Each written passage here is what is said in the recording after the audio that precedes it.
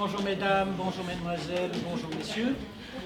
Je me présente pour ceux qui ne me connaissent pas au CEL, je vois qu'il y a beaucoup d'élèves. Donc, je m'appelle Franck Cabot-David, je suis le fondateur directeur de l'école. Et là, vous allez assister au spectacle mis en scène par Jean-Claude Leguet et Philippe Trottin. Mais déjà, s'il vous plaît, éteignez vraiment vos téléphones, pas sous vibreur ni avion, éteignez-les comme ça, on n'a pas de problème de son. Et je voulais aussi vous expliquer, enfin pour ceux qui ne connaissaient pas, que tous les spectacles de série, il y en a 8 cette année, là c'est le 5e je crois, tous les spectacles sont dédiés à la mémoire de Daniel Martin, qui a été un des professeurs de l'école, avec Marie-Armelle, qui est présente ici d'ailleurs. Et Daniel nous a quittés brutalement il y a quelques semaines, alors qu'il a fait partie de l'école avec moi pratiquement dès le début. Quelques mois après, il m'a rejoint. Voilà, donc ce spectacle lui est dédié entièrement. On a perdu un grand acteur. C'est une grande personne. Bon spectacle à vous tous. Merci. Jean-Claude, Philippe, venez, excusez-moi, hein. Je suis un peu troublé. Oui, on aurait pu s'en passer parce que n'a pas grand-chose d'important. C'est alors la thématique principale, mais vous l'avez sans doute lu dans le journal, c'est le mensonge. C'est pas vrai. Le mensonge. Hein, quoi, comment dire? Oui, alors, bon, il y a deux façons de jouer au théâtre. Hein. Il y a mentir faux et mentir vrai. Alors, on va essayer de faire en sorte que ce soit la deuxième version qui soit la plus proche de la réalité de ce qui va être montré, qui n'est pas un spectacle, mais une présentation. Je tiens à faire la nuance. De théâtre nu. Ah oui, à poil.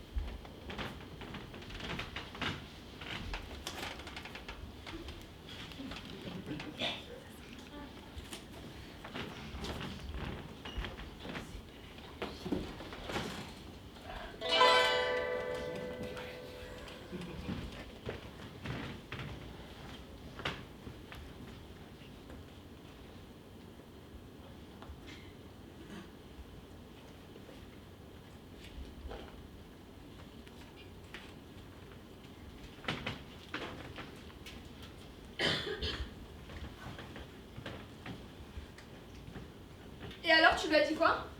À ma femme? Je lui ai dit que j'avais une réunion à Bordeaux. À Bordeaux. Bah oui, avec des clients. Et elle te croit? Pourquoi elle ne croirait pas? Parce que ça fait vraiment bidon. Qu'est-ce qui fait bidon? Ce n'est pas du tout bidon. Si, un peu. Pas du tout. Moi, je trouve... Enfin, ça transpire le mensonge. Mais je pourrais très bien être à Bordeaux avec des clients. Je ne vois pas en quoi ça ferait... Ça ne fait pas du tout bidon. Pourquoi tu dis que ça fait bidon? Si mon mari me disait ça, on... Mais évidemment, ton mari est au chômage. On ne peut pas aller à Bordeaux voir des clients. Pourquoi tu t'énerves? Mais je m'énerve pas. C'est toi qui dis que je trouve des excuses bidons. Alors que je pourrais très bien être à Bordeaux avec des clients. Qu'est-ce que tu t'as dit à Paul, toi? Je suis chez ma tante. Tu es chez ta tante? Oui. Elle habite à Bordeaux, ta tante? Non, elle habite à Chartres. Donc là, tu es censé être à Chartres. Exactement.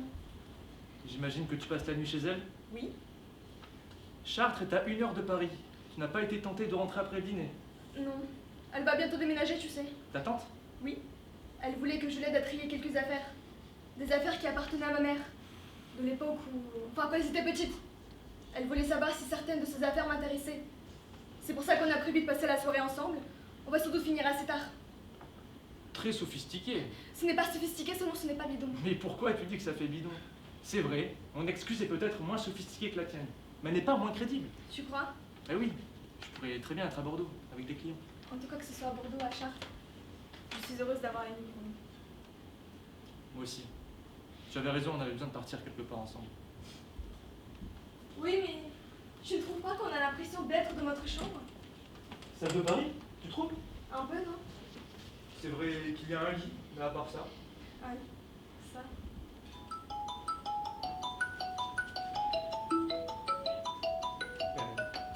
Décroche si tu veux. C'est Paul. Je ne décroche pas. Ben, comme tu veux. Non. Il ne laisse pas de message. Il va sans doute appeler sur la ligne de ta tante. Tu crois? C'est possible. Merde, j'aurais dû décrocher. Pourquoi je n'ai pas décroché? Je vais le rappeler, ça te dérange pas? Juste une minute. Pourquoi il m'appelle à cette heure? J'espère qu'il va pas appeler sur la ligne de ma tante. Merde, c'est occupé. Il a pas le numéro de ta tante quand même. Si. Oh, il a le numéro de la tante. Il est dans le cadenas à côté du téléphone.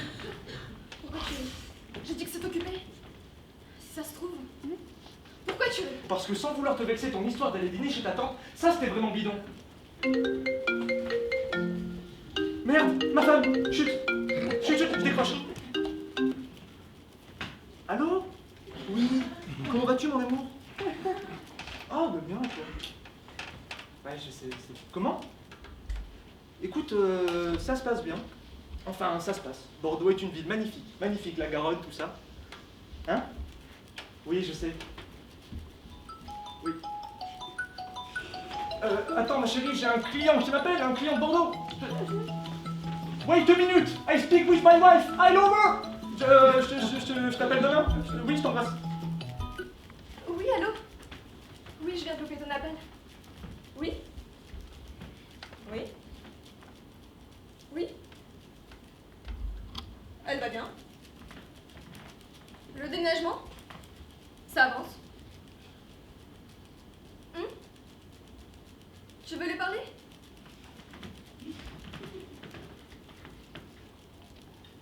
Elle est un peu fatiguée, là. Mais tu veux que je lui dise quelque chose? Tu veux lui dire un mot? C'est sa fête. Ah! Non, je ne l'ai pas réalisé. Elle ne veut pas. Pourquoi? Elle ne sait pas.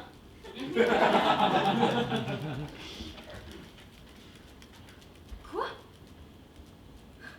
Qu'est-ce que tu racontes? Chérie? Paul! Bien sûr que je suis à Chartres. Tu ne me crois pas? Ça ne va pas? Je peux très bien te la passer. Si, je peux. Pourquoi je ne le fais pas? Hein? Parce que je suis blessée. Oui, par ton attitude. Comment tu peux dire? Comment tu peux sous-entendre? Tu ne me fais pas confiance. Paul! Tu ne me crois pas? Très bien, je te la passe.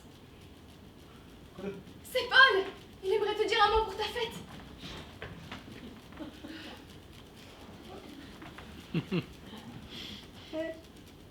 Allô, oui, c'est Tata. Elle n'a pas son temps non plus. Tout va bien, on déménage. Ah oui. Ah oui. Oui. Oui. Qui ça, Pierrot? C'est qui, Pierrot? Ton mari, Oui, non, il est sorti. il est mort. Ah merde. Il est sorti de notre vie bien trop tôt, oui. Ah oui. Ah oui, oui. Ah, où ça? À Montauban? Ah oui, ah oui. Oui. Avec Frédéric? Bah oui. Au mois d'août? Ah oui. Oui. Oui, ne quitte pas un instant. Ça se complique.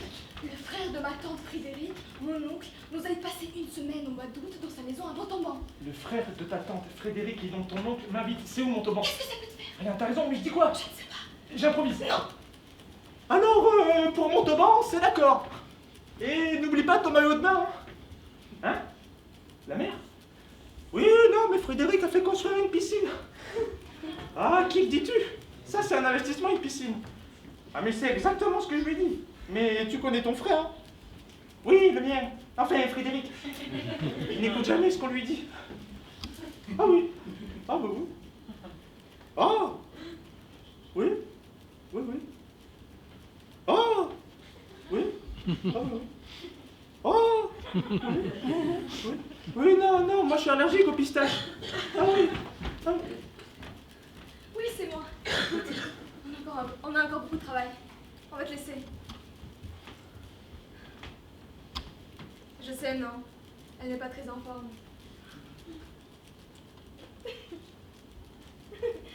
Non, t'exagères. Pas à ce point-là. Ouais. T'es méchant. Quoi? Non, t'exagères. Je comprends pas ce qu'il y a de drôle là. Compte sur moi. D'accord. Moi aussi. Je t'embrasse. Oui. Oui. À demain.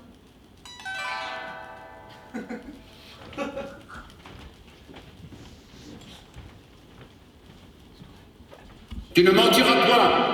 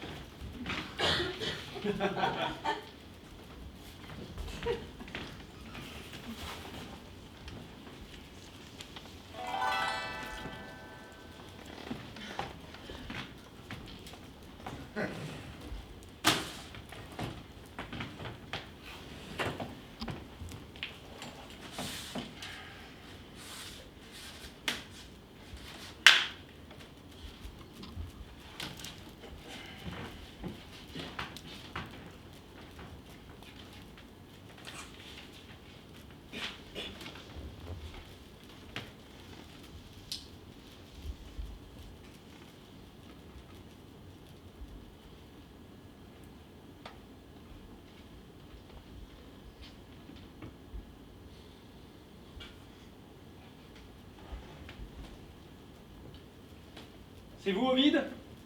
Oui, monsieur le directeur. Est-ce que monsieur Badin est venu? Oui, monsieur le directeur. Monsieur Badin est là? Parfaitement. Réfléchissez bien à ce que vous dites. Je vous demande si monsieur Badin, l'expéditionnaire du 3e bureau, est à son poste, oui ou non? Monsieur le directeur, il y est. Ovide, vous avez bu? Moi? Allons, avouez la vérité, je ne vous dirai rien pour cette fois. Monsieur le directeur, je vous jure, je n'ai bu qu'un verre de coco. La présence de monsieur Badin constitue un tel phénomène, une telle anomalie. Enfin, nous allons bien voir.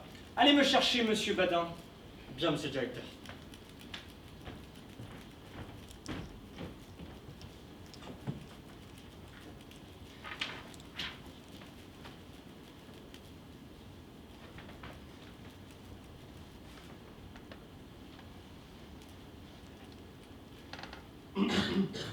Entrez.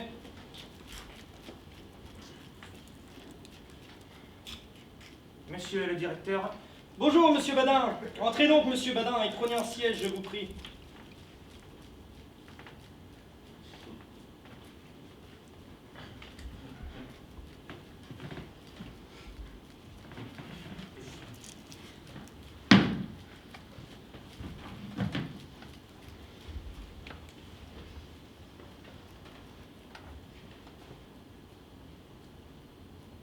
Je suis confus. Du tout, du tout. Dites-moi, monsieur Badin, voilà près de 15 jours que vous n'avez mis le pied à l'administration. Ne me parlez pas. Permettez, c'est justement pour cette raison que je vous ai fait venir à mon cabinet. Voilà, dis-je, près de 15 jours que vous n'avez mis le pied à l'administration, tenu au courant de votre absence par votre chef de bureau, et inquiet pour votre santé, j'ai envoyé 6 fois le médecin du ministère prendre chez vous de vos nouvelles. On lui a répondu 6 fois que vous étiez à la brasserie. Monsieur, on lui a menti. Mon concierge est un imposteur que je ferai mettre à la porte par le propriétaire. Fort bien, monsieur Badin, fort bien. Mais ne vous excitez pas aussi. Monsieur, je vais vous expliquer. J'ai été retenu chez moi par des affaires de famille. J'ai perdu mon beau-frère. Encore? Monsieur, Non, ah ça, monsieur Badin, est-ce que vous vous fichez de moi? oh, Non, parce qu'à cette heure, vous avez perdu votre beau-frère. Comme déjà il y a 3 semaines, vous avez perdu votre tante, votre oncle le mois dernier, votre père à la Trinité, votre mère à Pâques. Sans préjudice naturellement de tous les cousins, cousines et autres parents éloignés que vous n'avez cessé de mettre en terre à raison d'un au moins à la semaine. Quel massacre! Non mais quel massacre! A-t-on idée d'une boucherie pareille? Et je ne parle pas ici, notez bien, ni de la petite sœur qui se marie 2 fois l'an, ni de la grande qui accouche tous les 3 mois. Eh bien, monsieur, que vous vous moquiez du monde. Soit. Mais il y a des limites à tout. Et si vous supposez que l'administration vous verse 2400 francs pour que vous passiez votre vie à marier les uns, à enterrer les autres, ou à tenir sur les fonds baptismaux, vous vous mettez le doigt dans l'œil. Monsieur, taisez-vous! Vous parlerez quand j'aurai fini. Désormais, c'est 2 choses l'une. Choisissez la présence ou la démission. Si c'est la démission, je l'accepte. Je l'accepte à l'instant même. Est-ce clair? Si c'est le contraire, vous me ferez le plaisir d'être ici tous les jours. Et ceci à partir des coups de 10 heures. Est-ce clair? Ah, vous me faites bien de la peine, monsieur le directeur. À la façon dont vous me parlez, je vois bien que vous n'êtes pas content. Allons, mais vous vous trompez. Je suis fort satisfait, au contraire. Vous raillez? Moi, monsieur Badin, que j'eusse une âme si traîtresse, qu'un si lâche dessein. Eh si, monsieur, vous raillez. Vous êtes comme tous ces imbéciles qui trouvent plaisant de me taper sur le ventre et de m'appeler employé pour rire. Pour rire, monsieur. Je vous garde de ne vivre jamais un quart d'heure d'employé pour rire. Pourquoi cela?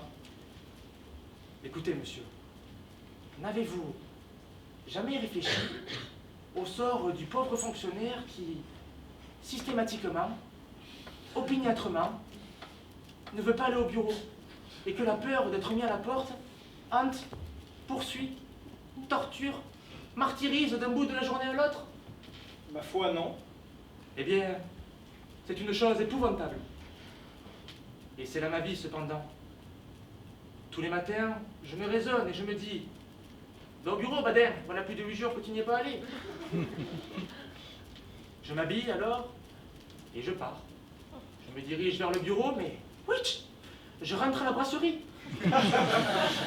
Je prends un boc, 2 bocs, 3 bocs.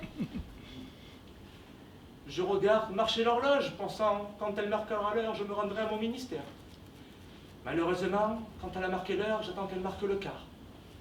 Et quand elle a marqué le quart, j'attends qu'elle marque la demi. Quand elle a marqué la demi, vous vous donnez le quart d'heure de grâce. Parfaitement. Après quoi, je me dis, il est trop tard. J'aurai l'air de me moquer du monde, ce sera pour une autre fois. Quelle existence! Quelle existence! Moi qui avais un si bon sommeil, une si belle gaieté, un si bon estomac, je ne prends plus plaisir à rien.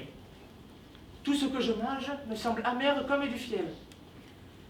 Et si je sors, je longe les murs, comme un voleur, l'œil aux aguets, avec la peur incessante de rencontrer un de mes chefs. Et si je rentre, c'est avec l'idée que je vais trouver chez les concierges mon arrêté de révocation. Je vis sous la crainte du renvoi comme un patient sous le couperet. Ah, Dieu! Une question, monsieur Badin. Est-ce que vous parlez sérieusement? J'ai bien le cœur à la plaisanterie, mais réfléchissez donc, monsieur le directeur. Les demi et le 400 francs qu'on me donne ici, je n'ai que cela pour vivre, moi.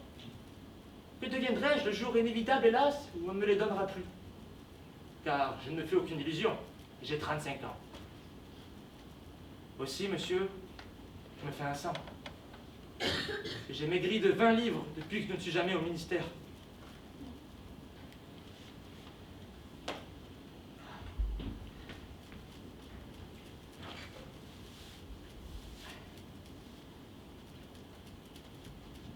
Regardez. Regardez plutôt mes mollets. Ça ne dirait pas des bougies? Ici, vous pouvez voir mes reins. Des vrais reins de chat écorchés, c'est lamentable.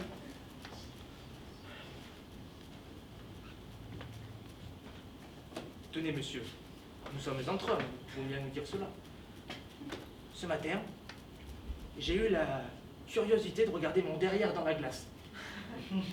Eh bien, j'en suis encore malade, rien que d'y penser. Quel spectacle! Un pauvre petit derrière, gros à peine, comme ça.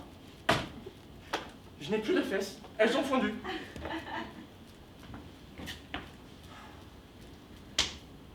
Le chagrin, naturellement, les angoisses continuelles, les affres. Avec ça, je tousse la nuit. J'ai les transpirations. Je me lève des 5 et 6 fois pour aller boire au potin. Ah, ça finira mal tout ça. J'aurai un mauvais tour. Eh bien, passez donc au bureau, monsieur Badin. Impossible, monsieur le directeur. Pourquoi? Je ne peux pas. Ça m'embête. Si tous vos collègues tenaient ce langage. Je vous ferai remarquer, monsieur le directeur, avec tout le respect que je vous dois, qu'il n'y a pas de comparaison à établir entre mes collègues et moi. Mes collègues ne donnent au bureau que leur zèle, leur activité, leur intelligence et leur temps. Moi, c'est ma vie que je sacrifie. Ah, tenez, monsieur, ce n'est plus tenable. C'est bien mon avis. N'est-ce pas? Absolument. Remettez-moi votre démission, je la transmettrai au ministre. Ma démission? Mais monsieur, je ne songe pas à démissionner. Je demande seulement une augmentation. Comment une augmentation? Putain, monsieur, il faut être juste. Je ne peux pourtant pas me tuer pour 2400 francs par mois.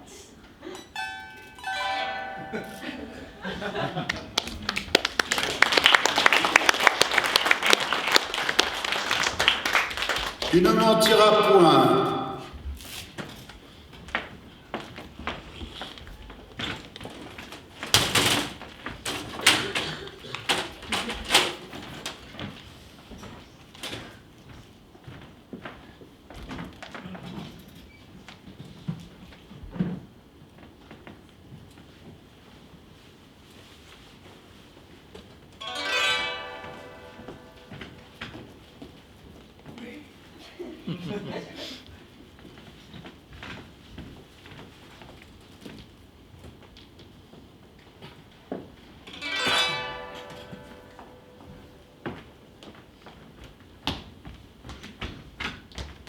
Donne-moi mon voile. Mets-le sur mon visage.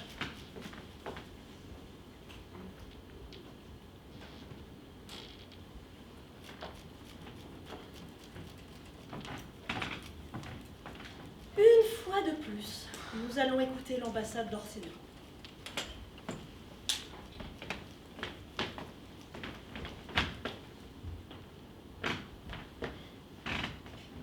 Laquelle ici est la noble dame de la maison? Parlez, je répondrai pour elle. Que voulez-vous?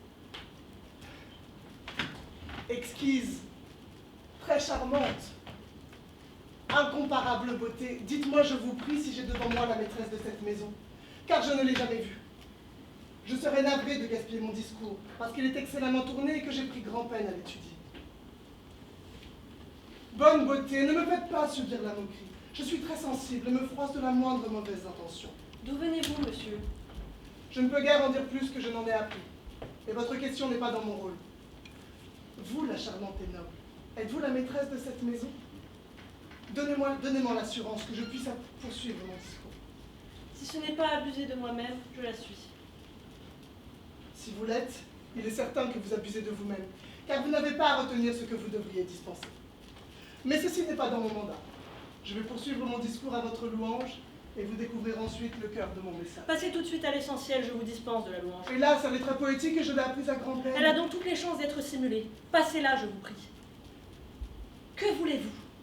Qui êtes-vous? Ce que je veux et ce que je suis sont choses aussi secrètes que la virginité. Choses simples pour votre oreille, choses profanées pour tout autre. Laissez-nous seuls pour que j'entende cette chose sainte.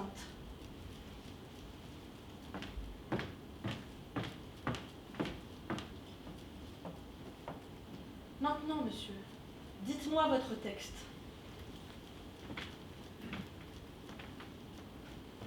Très douce dame. De cette réconfortante doctrine, on pourrait beaucoup dire. Mais d'où vient votre texte? Du cœur d'Orsino. De son cœur. Et de quel chapitre de son cœur? Du premier chapitre de son cœur. Je l'ai déjà lu. N'avez-vous rien d'autre à dire? Douce dame, permettez-moi de voir votre visage. Avez-vous pour mission de négocier avec le visage? Vous voilà hors texte. Mais nous allons tirer le rideau et vous montrer le portrait. Regardez, monsieur, cela fut peint cette année. N'est-ce pas bien exécuté? Excellemment, si c'est Dieu qui l'a fait. Bon matériau, monsieur, à l'épreuve du vent et de la poussière. Le mélange est parfait. La savante main de la nature a posé elle-même ce rouge et ce blanc. Vous êtes, madame, la plus cruelle de toutes les vivantes si vous pensez conduire toutes ces grâces au tombeau sans en laisser au monde une copie. Non, monsieur, mon cœur ne sera pas si dur. Je ferai établir la nomenclature de ma beauté. Tout en sera inventorié, et chaque article, chaque élément porté sur mon testament. Par exemple, item, 2 lèvres à peu près rouges. Item, 2 yeux gris munis de leurs paupières. Item, un cou, un menton, et ainsi de suite. Votre mission est-elle de m'évaluer? Je vous vois comme vous êtes, trop orgueilleuse. Mais quand bien même vous seriez le démon, vous êtes belle. Monseigneur et maître vous aime, au d'un tel amour qui ne peut qu'être récompensé. Même si votre beauté est reconnue sans pareil. Comment m'aime-t-il? Avec adoration, larmes fertiles, plaintes grondantes et regards de feu qui font l'orage de l'amour. Votre maître sait qui je suis, et pourquoi je ne puis l'aimer. Je le présume cependant vertueux, et je sais qu'il est noble, de haut rang, docte, vaillant, bien famé, gracieux de taille et de tournure dans la fraîcheur de sa jeunesse. Néanmoins, je ne peux l'aimer et il connaît depuis longtemps ma réponse. Si j'avais pour vous la flamme de mon Seigneur, si j'en avais mourante vie et pareille douleur, votre refus me semblerait dénué de sens. Et je ne le comprendrais pas. Que feriez-vous alors? Je me construirais une cabane de saule à votre porte, afin d'appeler mon âme emprisonnée chez vous. J'écrirais de loyales complaintes sur le mépris de mon amour, et je les chanterais dans le noir de la nuit. Je crierais votre nom à l'écho des collines, pour que l'air tout entier crie « Olivia !» Oh, vous ne trouveriez plus entre ciel et terre aucun repos, à moins d'avoir pitié de moi. Je vois que vous feriez beaucoup. Quelle est votre naissance? Très au-dessus de ma fortune, qui pourtant ne va pas si mal. Je suis gentilhomme, madame. Retournez auprès de votre maître. Je ne peux répondre à son amour. Dites-lui de ne m'envoyer plus. Sauf si, par hasard, le besoin vous prenait de me dire comment il prend la chose. Bon retour. Merci de votre peine et dépensez ceci pour moi. Je ne suis pas un messager à gage, madame. C'est mon maître et non pas moi qui manque de récompense. Que l'amour fasse un cœur de pierre à celui que vous aimerez, et que votre ferveur soit aussi méprisée que celle de mon maître. Adieu, cruelle beauté.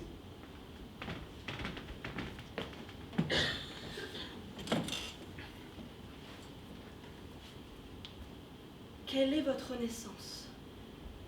Très au-dessus de ma fortune, qui pourtant ne va pas si mal. Je suis gentilhomme, madame. Tu l'es. J'en jurerai. Tes paroles, ton visage, tes membres, ton esprit, tes gestes te donnent 5 quartiers de noblesse. Doucement, doucement. Ah, si le serviteur était le maître. Quoi? Peut-on si vite attraper la maladie?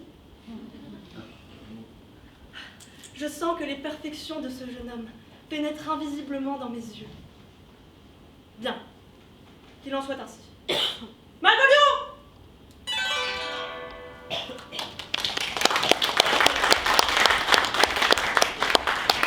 Tu ne mentiras point.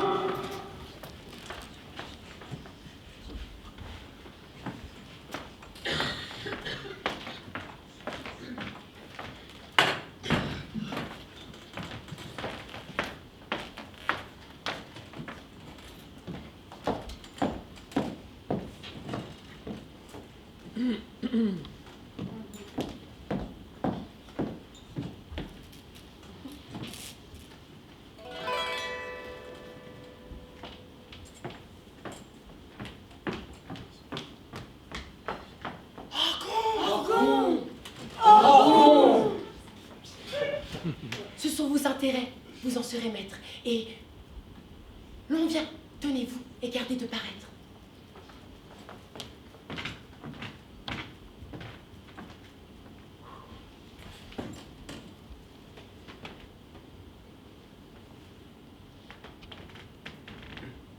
On m'a dit qu'en ce lieu, vous me vouliez parler? Oui, on a des secrets à vous y révéler. Mais Tirez cette porte à vous qu'on vous les dise et regardez partout, de crainte de surprise.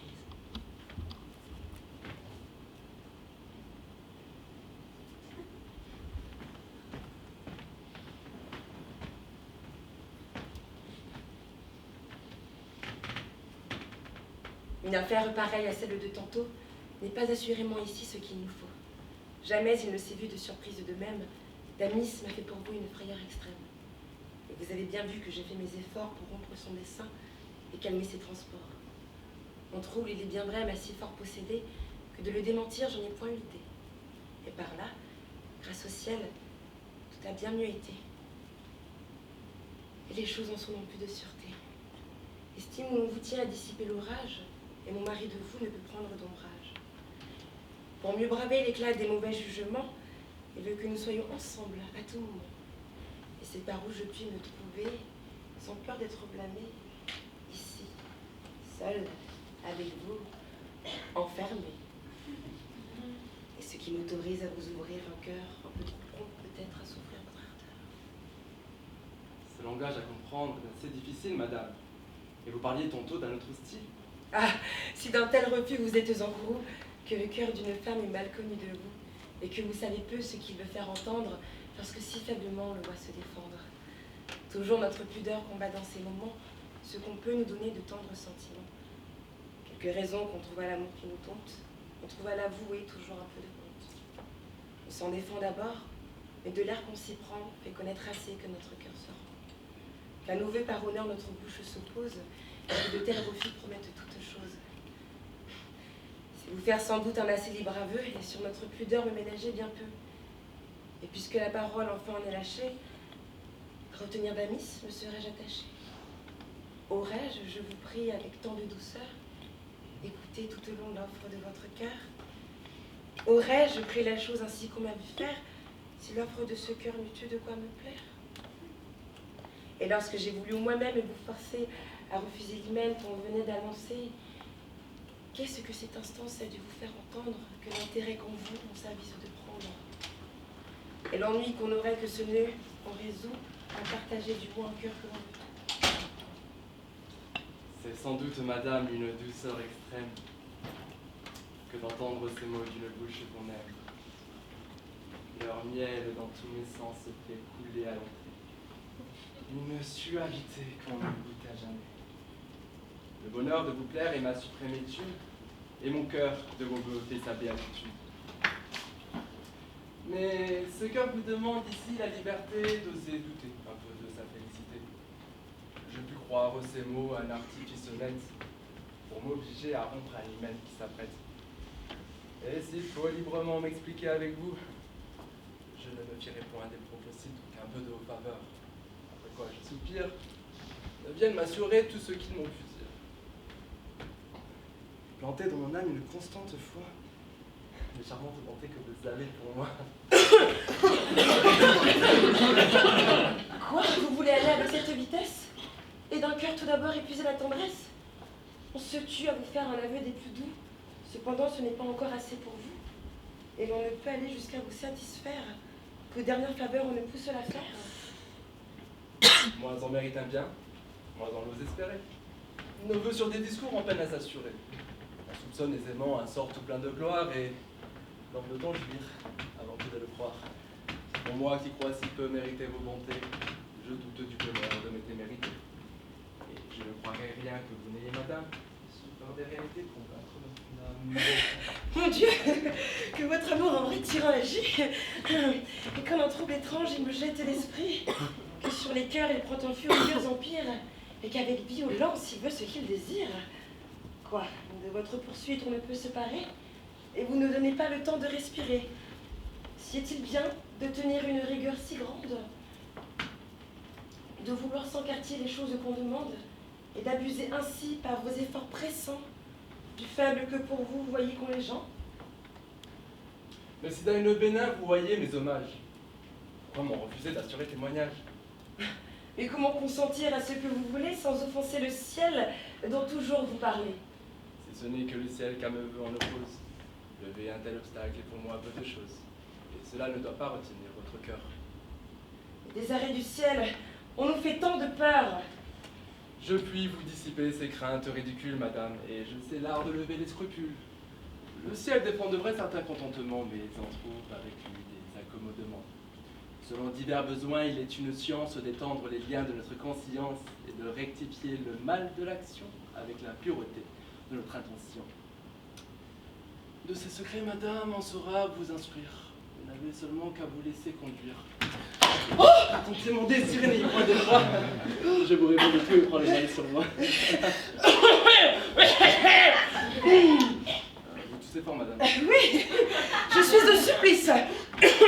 Est-il un morceau de ce jus de réglisse?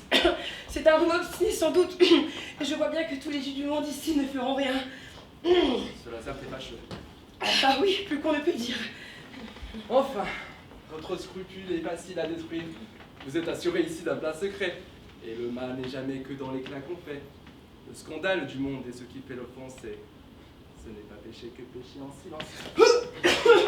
Enfin, je vois qu'il faut se résoudre à céder, qu'il faut que je consente à vous tout accorder, et qu'à moins de cela, je ne dois point prétendre qu'on puisse être content et qu'on veuille se rendre. Sans doute, il est fâcheux d'en arriver jusque-là, et c'est bien malgré moi que je franchis cela. Mais, puisqu'on s'obstine à m'y vouloir réduire, puisqu'on ne veut point croire à ce qu'on peut dire, et qu'on veut des témoins qui soient plus convaincants, il faut si bien s'y résoudre et contenter les gens. Si ce consentement porte en soi quelque offense, tant pis pour qui me force à cette violence. La faute assurément n'en doit pas être à moi. Non, madame, on s'en charge, et la chose de soi. Ouvrez un peu la porte, et voyez, je vous prie, si mon mari n'est point dans cette galerie. Qu'est-il besoin du soin pour lui que vous prenez? C'est un homme entre nous à mener par le nez. De tous nos entretiens, il est pour faire gloire, et je l'ai mis au point de tout voir sans rien croire. N'importe, sortez, je vous prie. Un moment, et partout là dehors, voyez exactement.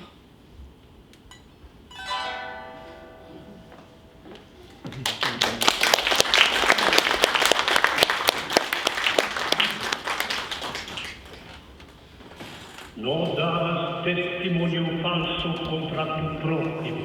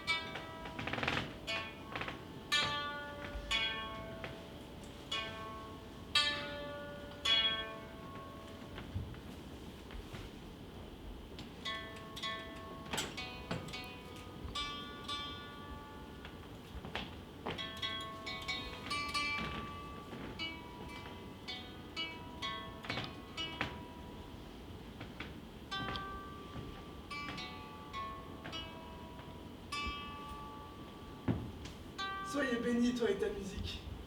Dis-moi, vis-tu de ton instrument? Non, monsieur, l'Église me soutient. Es-tu homme d'église?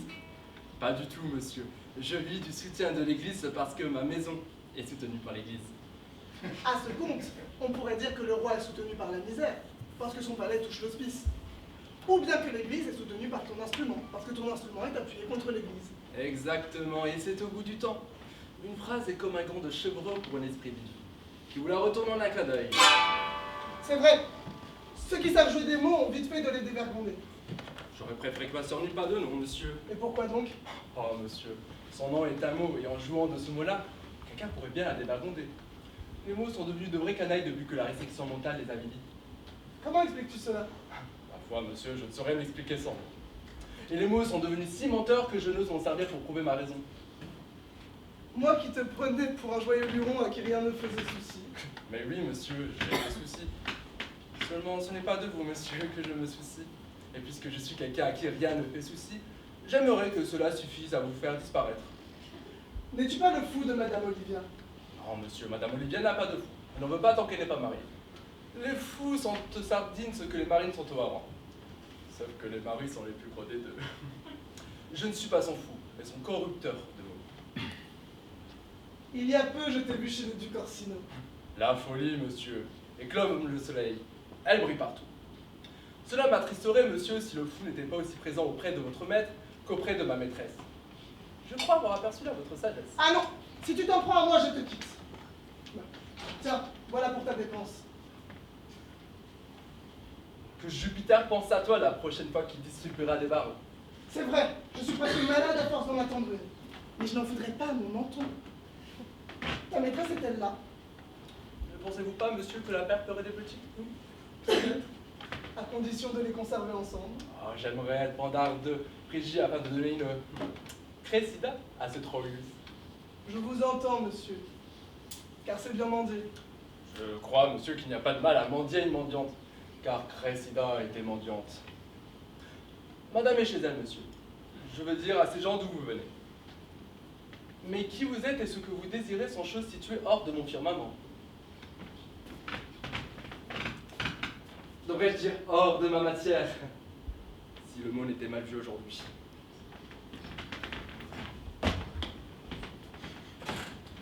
Cet homme-là est assez sage pour faire le fou. Il faut pas mal d'esprit pour jouer ce rôle. Car le fou doit deviner l'humeur de ce qu'il raille, saisir les qualités, les circonstances, et comme le faucon, fondre sur tout plumage qui bouge à sa portée. C'est un métier qui veut autant de savoir-faire que l'art du sage. Car mieux vaut sagement manier sa folie que follement dépenser son esprit.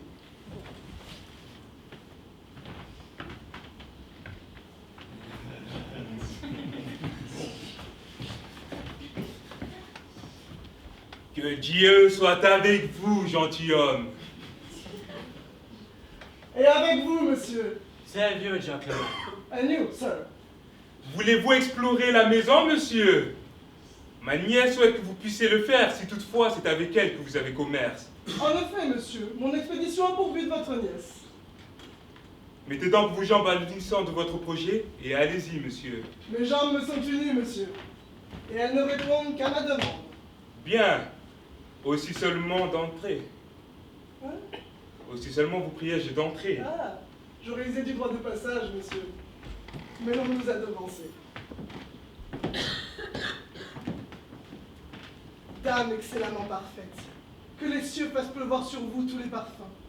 C'est Froliquet, ta fameux courtisan, fasse pleuvoir tous les parfums. C'est bien. Mon message, madame, n'a de sens que pour vos très fécondes et très consentantes oreilles. Parfum, féconde, consentant, je vais de côté ces trois mots. On ferme la porte du jardin et qu'on me laisse écouter.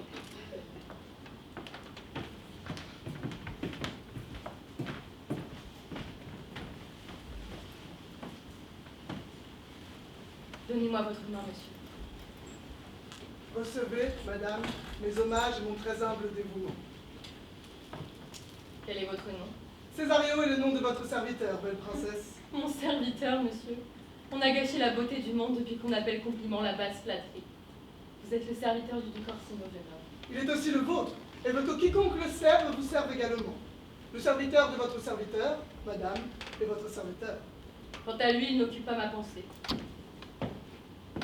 Quant à sa pensée, que n'est-elle vide au lieu d'être pleine de moi? Je suis venue, madame, pour que votre pensée aimable le soit davantage avec lui. De grâce, je vous ai déjà dit de ne plus jamais me parler de lui. Mais si vous entrepreniez de me solliciter pour un autre, ce serait pour moi plus que la musique des sphères. Oh, très charmante. Permettez, je vous prie. Vous avez fait ici un enchantement, et aussitôt après, je vous ai envoyé une bague, abusant ainsi de moi-même, de mon serviteur, et j'en ai peur de vous. Dois-je ployer sous votre jugement sévère pour avoir forcé par une ruse indigne à prendre ce que vous saviez n'être point vôtre? Qu'avez-vous pu penser? Avez-vous pallié mon honneur à la roue et lancer contre lui tous les soupçons démuselés qui viennent à un cœur tyrannique. Vous êtes perspicace et j'en ai trop montré. Un linceul cache mon cœur et non pas une poitrine. Laissez-moi vous écouter à présent. Je vous plains. C'est un premier pas vers l'amour? Pas du tout, il est assez courant que l'on plaigne ses ennemis. Eh bien, il est temps, je crois, de reprendre mon sourire. Oh monde, comme le pauvre est prompt à la fierté. S'il faut servir de proie, ne vaut-il pas mieux la dent du lion que celle du loup? L'horloge me reproche le temps gâché. Mais rassurez-vous, cher jeune homme, je ne veux pas de vous. Même si votre femme récoltera sans doute d'un bon époux, quand votre tête et vos années auront mûri. Voici votre chemin, droit au couchant. Eh bien, cap à l'ouest. Que grâce et bonne humeur soient avec vous. Mais n'y a-t-il vraiment rien, madame, que vous souhaitiez par moi faire savoir à mon maître? Attendez. Dites-moi, je vous prie, ce que vous pensez de moi. Que vous pensez n'être pas ce que vous êtes. S'il en est ainsi, je pense qu'il en est de même pour vous. Vous pensez justement. Je ne suis pas ce que je suis. J'aimerais que vous soyez tel que je vous pense. Cela vaudrait mieux, madame. Du moins, je l'espère pour ce moment où vous jouez de moi. Que de beauté dans le dédain et la colère de sa lèvre. Le meurtre se trahit moins vite que l'amour qui se croit caché. La nuit de l'amour et du plein jour. Césario, par les roses du printemps, par la virginité, l'honneur, la vérité, par toutes ces choses, je t'aime tant qu'en dépit de ton orgueil. Ni mon esprit, ni ma raison ne peuvent cacher ma passion. Ne tire pas un parti raisonnable de cet aveu que j'ai osé pour te dispenser de l'écouter, mais raisonne plutôt ta raison. L'amour qu'on obtient est bon, mais l'amour qui se donne est meilleur. Je le jure par mon innocence et par ma jeunesse. Je n'ai qu'un cœur, qu'une foi, qu'une pensée. Et jamais aucune femme n'a été ni ne sera leur maîtresse. Moi seul le suis. Adieu donc, chère madame. Vous ne me verrez plus verser ici des larmes qui ne sont pas mes larmes.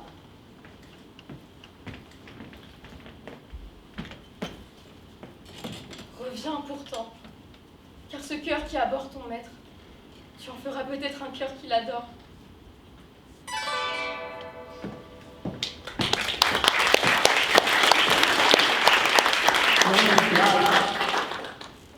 Non mentirai.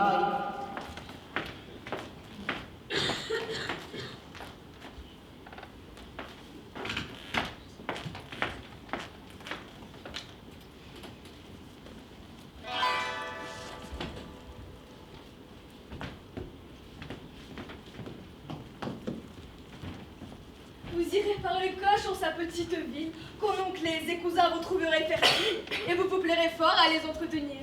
D'abord chez le beau monde on vous fera venir, et vous irez visiter pour votre bienvenue Madame la Baïve et Madame l'élu, qui d'un siège pliant vous feront honorer. Là, dans le carnaval, vous pourrez espérer le bal et la grande bande, à savoir 2 musettes, et parfois Fagotin et les marionnettes. Si pourtant votre époux... Ah, tu me fais mourir!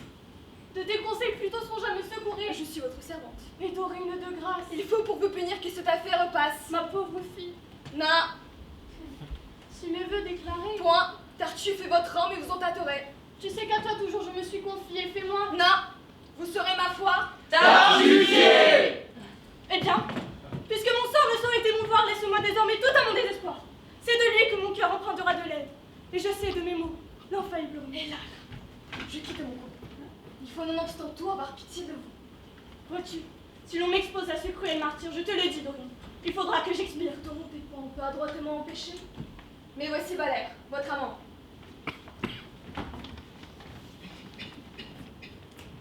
On vient de débiter, madame, une nouvelle que je ne savais pas, et qui sans doute est belle. Quoi? Que vous épousez Tartuffe. Il est certain que mon père s'est mis en tête de ce dessein. Votre père, madame... A changé de visée. La chose vient par lui de m'être proposée. Quoi?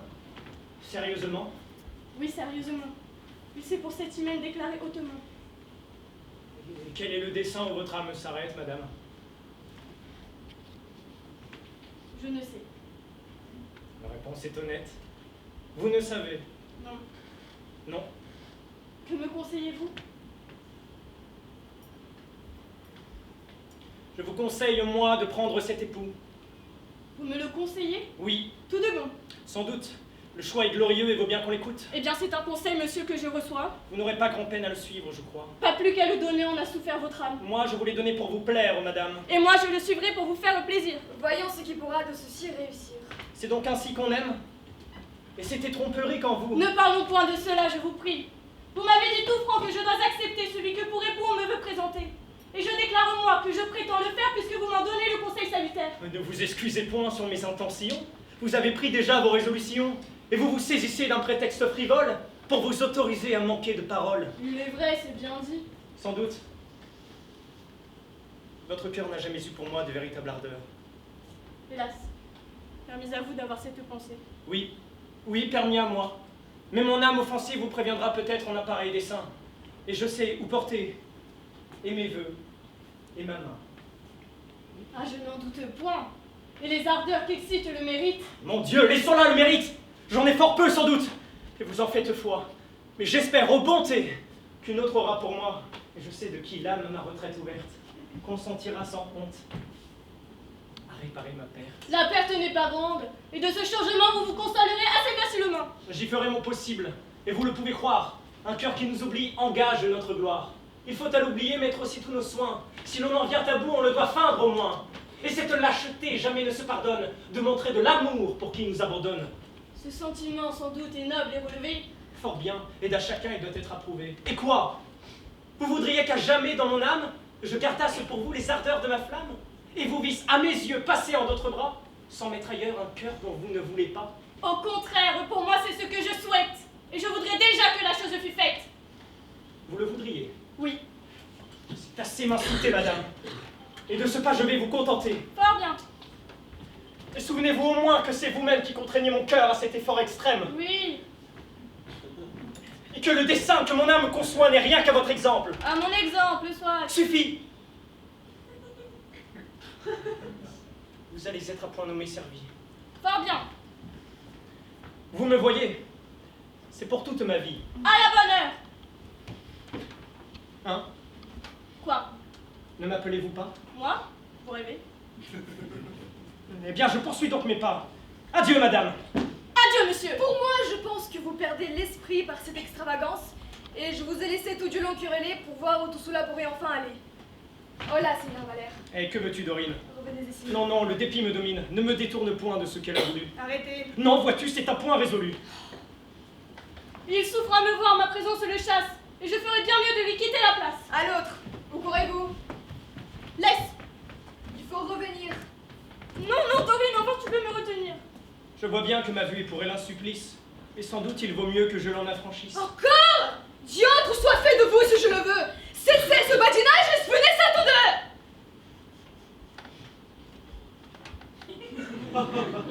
Mais quel est ton dessein? Qu'est-ce que tu veux faire? Vous bien remettre ensemble et vous tirer d'affaire.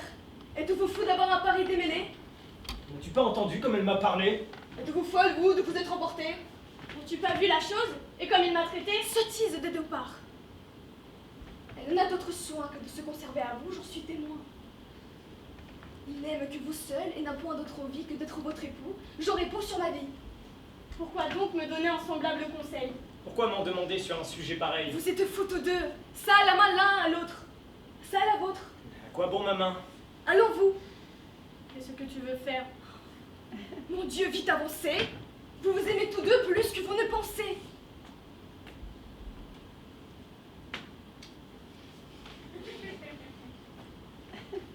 Ne faites donc point les choses avec peine, et regardez un peu les gens, sans nulle haine. À vous dire le vrai, les amants sont bien fous.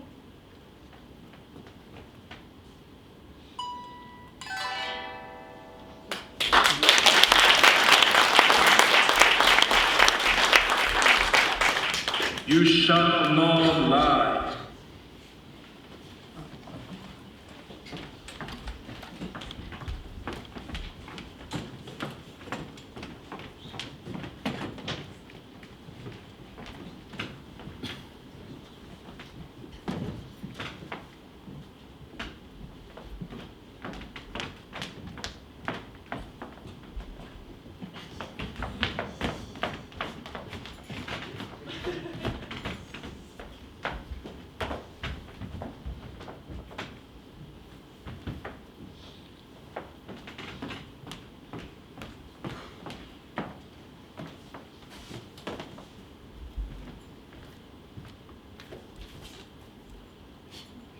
C'est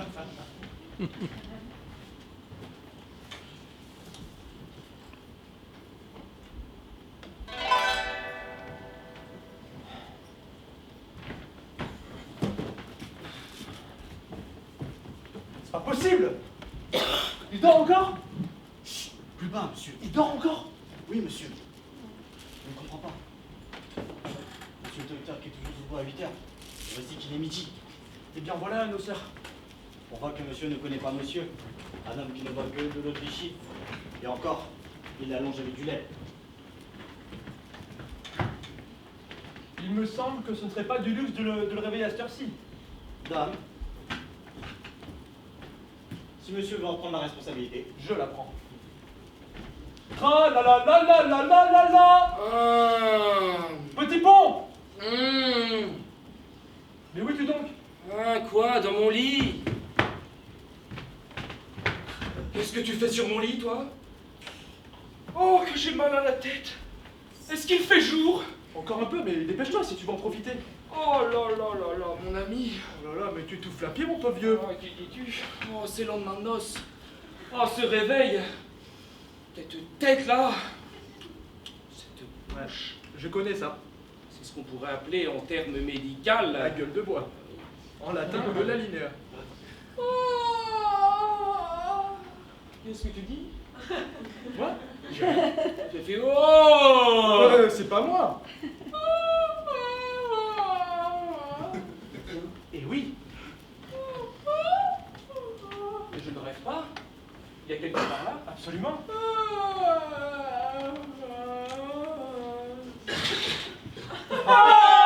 Bonjour les enfants. Qu'est-ce que c'est que celle-là?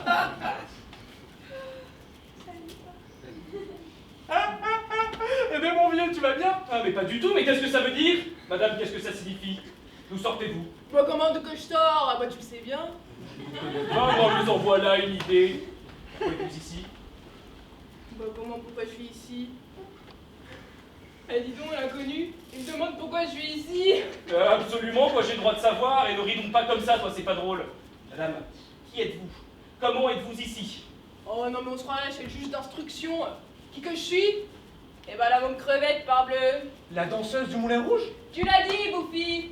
Avec ça qui s'en souvenait pas, le vieux bébé, puisqu'on s'est pochardés tous deux. Et qui m'a ramené à son domicile. Moi? Moi, je? Eh dis donc, c'est bien chez toi. La vie est pleine de surprises. Ah non mais en blague des poires. Et allez donc, c'est pas mon père. Oh, elle est folle, ma parole, cette couturière. Elle est folle. Je ne sais pas sur quelle mesure elle m'a fait cette robe. Ciel, ma femme! Cache-toi, mais cache-toi! Ah bah quoi donc? Vite, vite! Mais elle est donc tout encore ici, ta femme? Va-t'en, nom d'un chien, va-t'en! Oh, là-dessous! Ah mais je peux pas y aller, pouf! Attends, bouge pas! Mais enfin, qu'est-ce qu'il y a donc? Ah! Oh, mon Dieu! Mais qu'est-ce qu'il a? Docteur, vite, la gueule là qui le reprend! La gueulade, tenez-le bien, ne le lâchez pas! Non, le sien, mon ami! Oh, mais il est trop lourd! Moi, j'y cours, venez le prendre, je n'en puis plus. Non, toi! Toi! Pas lui! Tu es un peu lourd! Ça ne fait rien, je veux rester debout. Oh, j'y cours, tu m'entends? Enlève le pouf! Que j'enlève le pouf? Eh bien oui, enlevez-nous le pouf, puisqu'on vous le dit! Bon, ben, enlevons le pouf alors, enlevons le pouf.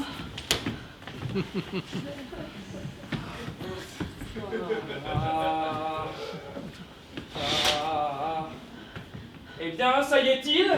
Voilà, ça y est. Ah ouais, ça va mieux. Oui? Oh, que tu m'as fait peur! Voilà, c'est passé, ces cris, c'est comme ça, hein, très violent, et puis tout d'un coup, plus rien. N'est-ce pas? Mais dis donc quelque chose. Oui, oui, et tout d'un coup, plus rien. Et puis c'est tout, quoi. Et puis c'est tout. Pourvu que ça ne te reprenne pas, mon Dieu.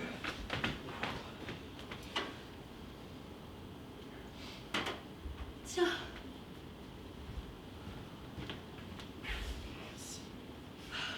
Vois-tu, tout ça, je crains bien que ce ne soit le ciel qui t'ait puni de ton scepticisme. Quoi? Quand tu te moquais de moi hier, à propos du miracle de Houille, je t'ai dit, tu as tort de ne pas avoir la foi, ça te portera malheur. Ah, what?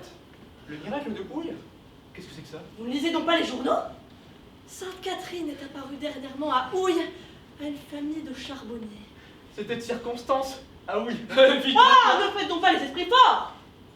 Et depuis tous les soirs, la sainte réapparaît. C'est un fait, ça. Il n'y a pas à dire que cela n'est pas. Et la preuve, c'est que je l'ai vue. Vous? Moi, elle m'a parlé. Non. Elle m'a dit, ma fille, le ciel vous a choisi pour de grandes choses.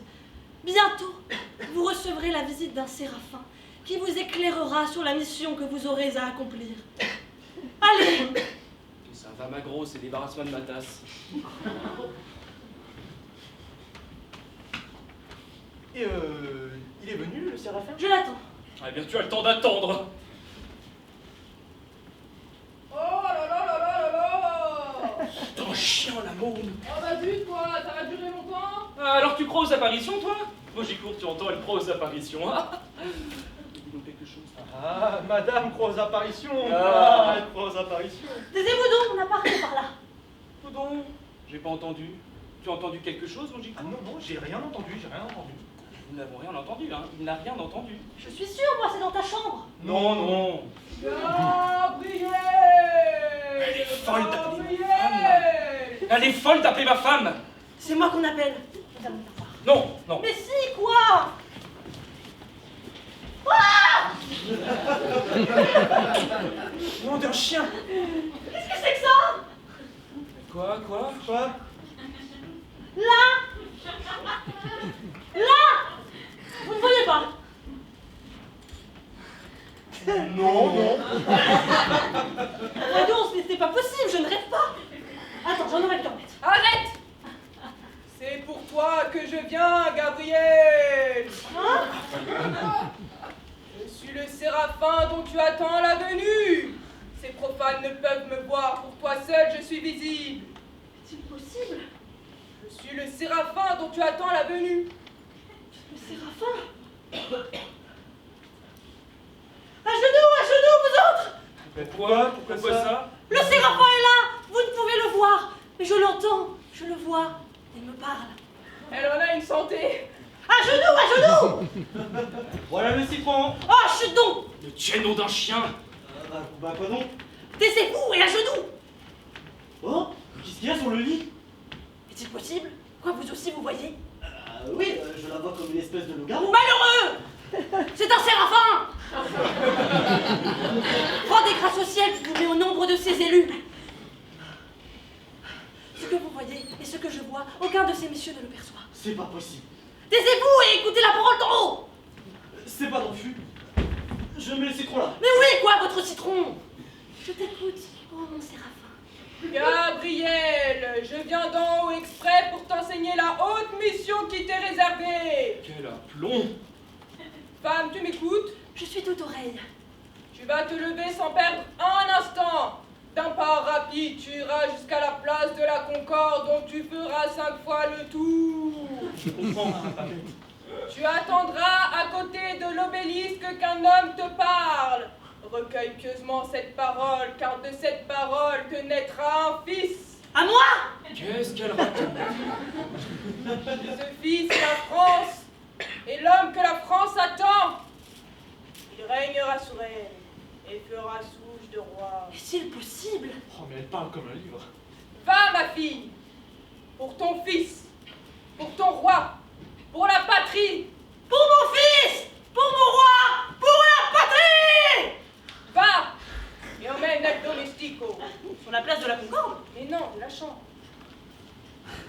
Va. Sur ce, à la prochaine. Et que nul ne franchisse le seuil de cette porte d'ici ce soir.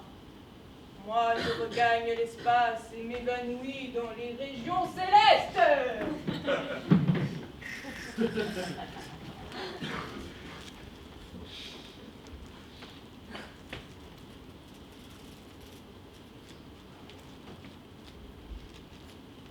Parti? Il est parti? Vous avez entendu? Mais non, quoi donc? Ah ça c'est curieux. Oh, que n'as-tu pu entendre? Écoute, Lucien. Les moments sont précieux. Le séraphin est venu. Il m'a parlé. Je sais de lui ce que le ciel attend de moi. Quoi? Tu me fais peur. Place de la Concorde, là-bas, près de l'obélisque, un homme dont vous parlez. Un homme? De cette parole naîtra un fils.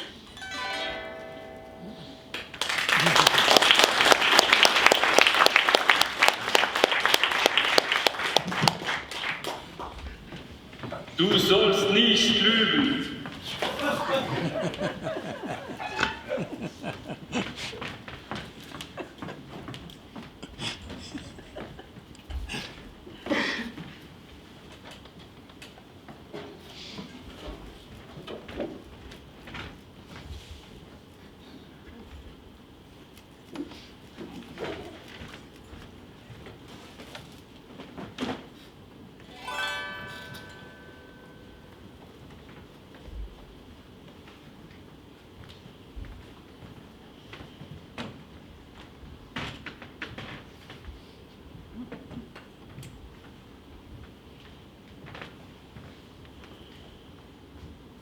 Prévenez les nouveaux arrivants qu'après 11h30, je ne puis plus recevoir personne. Au moins en consultation gratuite. C'est vous qui êtes la première, madame.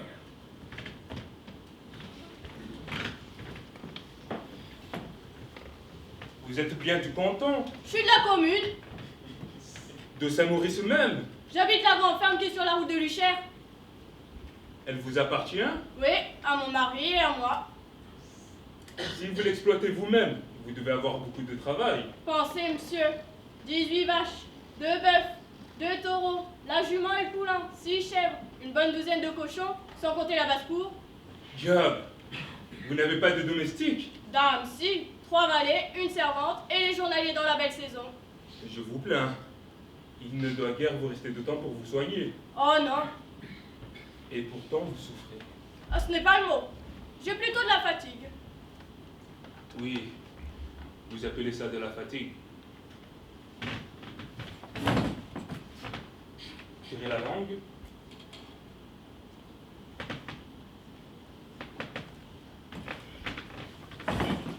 Vous ne devez pas avoir beaucoup d'appétit. Non. Vous êtes constipé. Oui, assez. Baissez la tête.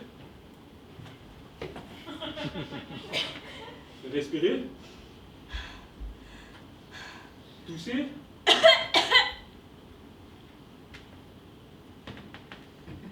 Vous n'êtes jamais tombé d'une échelle étant petite? Je me souviens pas. Vous n'avez jamais mal ici le soir en vous couchant?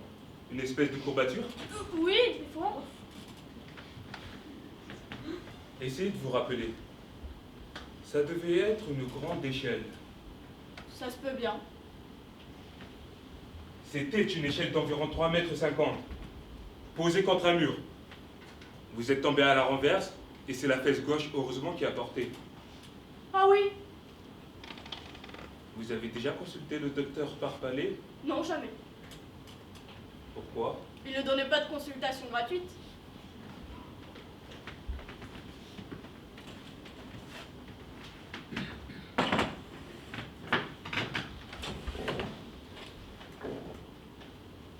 Vous vous rendez compte de votre état? Non. Tant mieux. Vous avez envie de guérir ou vous n'avez pas envie? J'ai envie. Il vaut mieux vous prévenir tout de suite que ce sera très long et très coûteux. Oh mon Dieu! Et pourquoi ça? Parce qu'on ne guérit pas en 5 minutes un mal qu'on traîne depuis 40 ans. Depuis 40 ans? Oui, depuis que vous êtes tombé de votre échelle.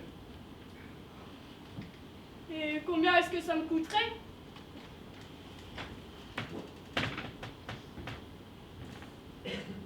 Qu'est-ce que valent les veaux actuellement? Ça dépend du marché et de la grosseur, mais on ne peut guère en avoir de propre à moins de 4 ou 500 francs. Et les cochons gras? Il y en a qui font plus de 1000. Eh bien, ça vous coûtera à peu près 2 cochons et 2 veaux. Oh là là! Plus de 3000 francs! C'est une désolation, Jésus-Marie! Si vous aimez mieux faire un pèlerinage, je ne vous en empêche pas. Oh là là, j'ai bien eu du malheur de tomber de cette échelle. Un pèlerinage, ça revient cher aussi. Et ça ne réussit pas souvent. Mais qu'est-ce que je peux donc avoir de si terrible que ça? Je vais vous expliquer en 1 minute au tableau noir.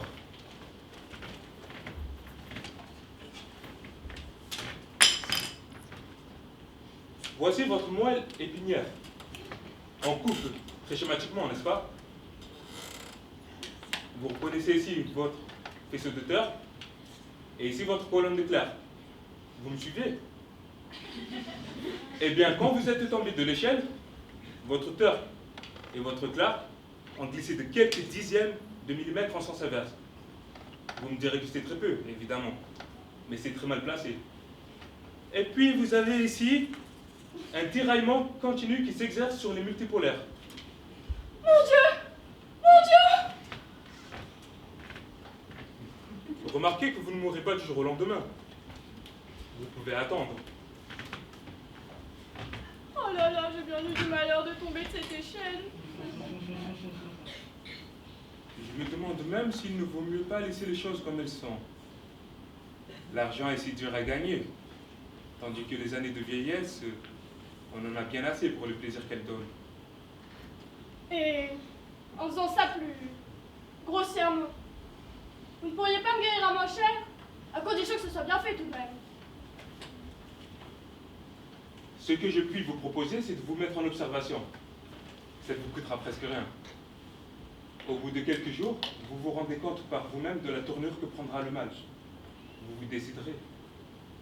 Oui, c'est ça. Bien, vous allez rentrer chez vous. Vous êtes venu en voiture? Non, à pied. Allez, il faudra donc tâcher de trouver une voiture. Vous vous coucherez en arrivant. Une chambre où vous serez seul autant que possible. Faites fermer les volets et les rideaux pour que la lumière ne vous gêne pas. Défendez quand vous parle.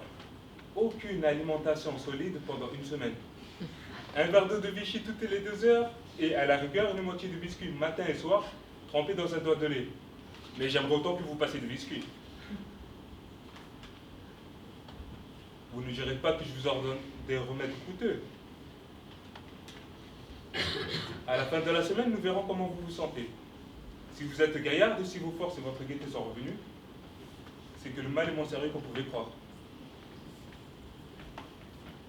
Si au contraire vous éprouvez une faiblesse générale, des lourdeurs de tête, une certaine paresse à vous lever, l'hésitation ne sera plus permise. Nous commencerons le traitement. C'est convenu? Comme vous voudrez.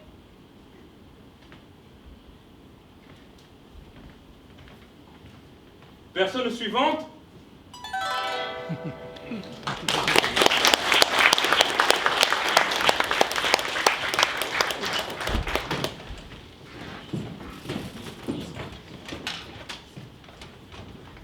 Lotte Shaker.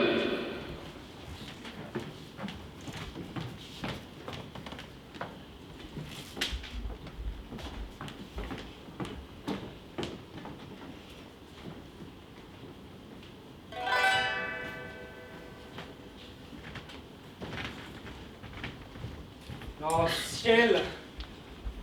De mes transports puis-je être ici le maître? Ouais. Quel est donc le trouble où je vous vois paraître? Et que me veut le dire et ses soupirs poussés? Et c'est son beau regard que sur moi vous lancez? Que toutes les horreurs dont une âme est capable, à vos déloyautés n'ont rien de comparable. Que le sort, les démons et le ciel en courroux n'ont jamais rien produit de si méchant que vous. Voilà certainement des douceurs que j'admire. Mais ne plaisantez point, il n'est pas temps de rire. Rougissez bien plutôt. Vous en avez raison, et j'ai de sûrs témoins de votre trahison. Voilà ce que marquaient les troubles de mon âme. Ce n'était pas en vain que s'alarmait ma flamme. Par ces fréquents soupçons qu'on trouvait odieux, je cherchais le malheur qu'ont rencontré mes yeux. Et malgré tous vos soins et votre adresse à feindre, mon astre me disait ce que j'avais à craindre. Mais ne présumez pas que sans être vengé, je souffre le dépit de me voir outragé. Je sais que sur les vœux on n'a point de puissance, que l'amour veut partout naître sans dépendance, que jamais par la force on entra dans un cœur, et que toute âme est libre à nommer son vainqueur. Aussi ne trouverai-je aucun sujet de plainte, si pour moi votre bouche avait parlé sans feinte.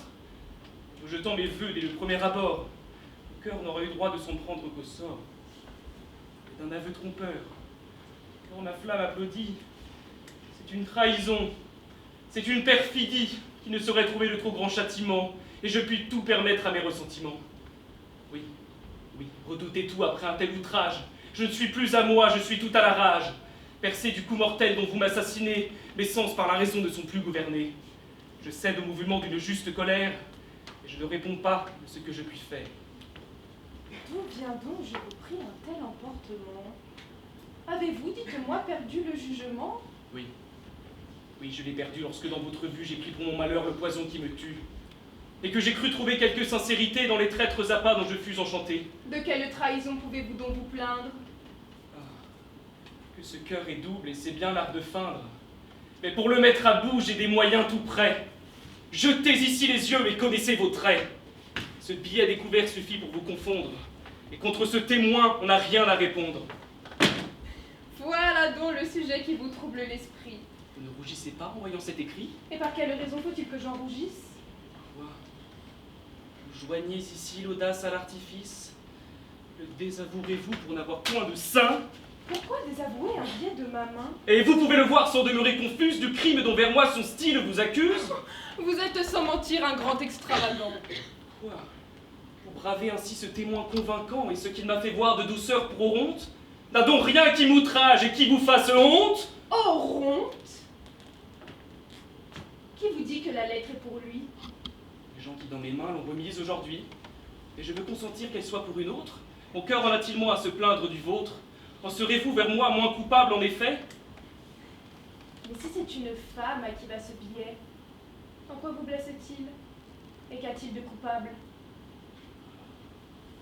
Le détour est bon et l'excuse admirable. Je ne m'attendais pas, je l'avoue, à ce trait, et me voilà par là convaincu tout à fait.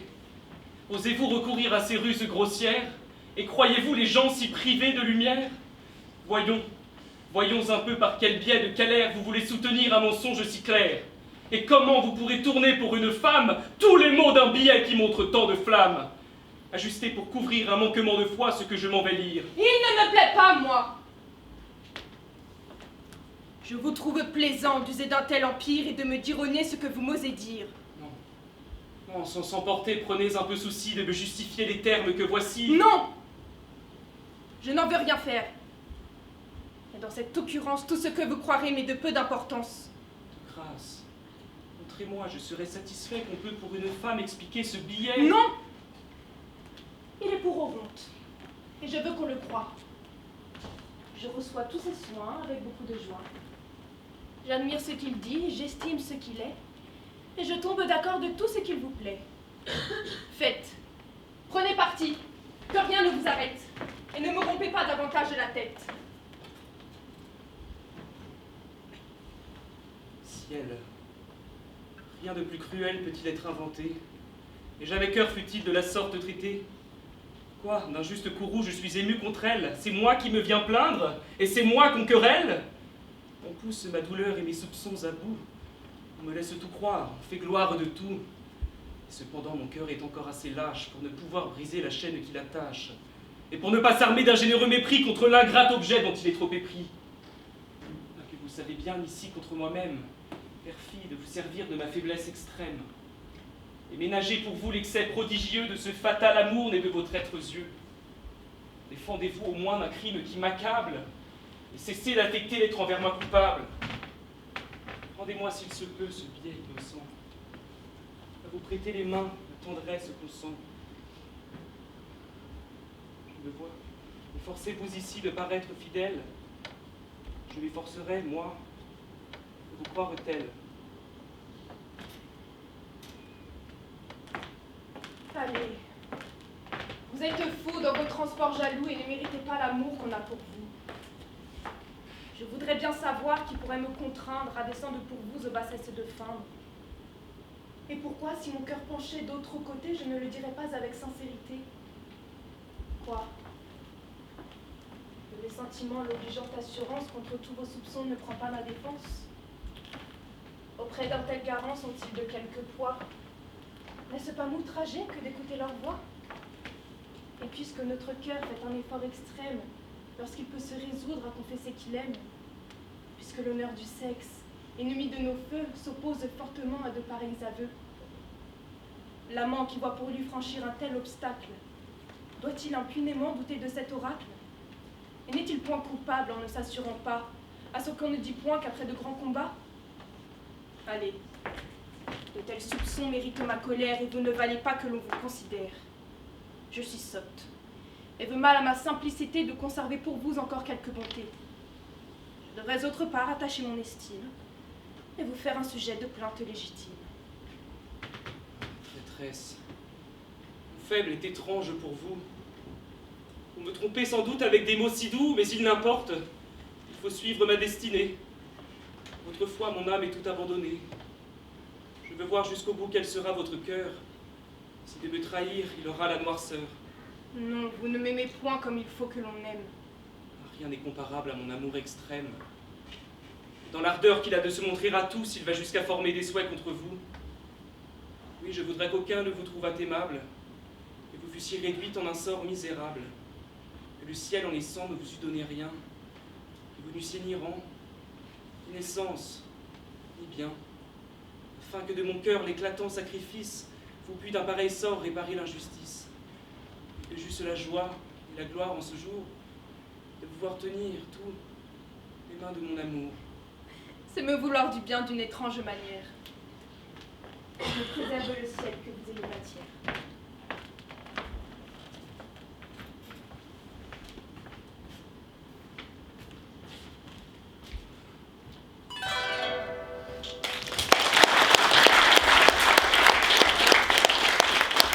Ты не будешь лгать.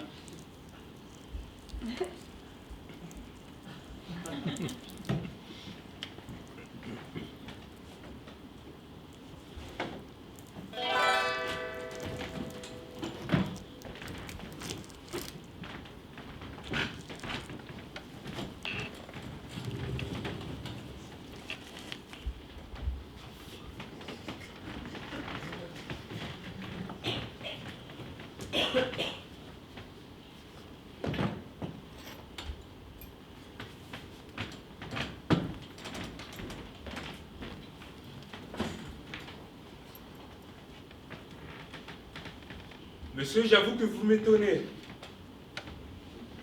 À peine sommes-nous échappés d'un péril de mort, qu'au lieu de rendre grâce au ciel de la pitié qu'il a daigné prendre de nous, vous travaillez tout de nouveau à attirer sa colère par vos fantaisies accoutumées et vos amours criminels. Mais qu'aucun que vous faites. Vous ne savez ce que vous dites, monsieur sait ce qu'il fait. Allons. Oh, Sganarelle! D'où sort cette autre paysanne?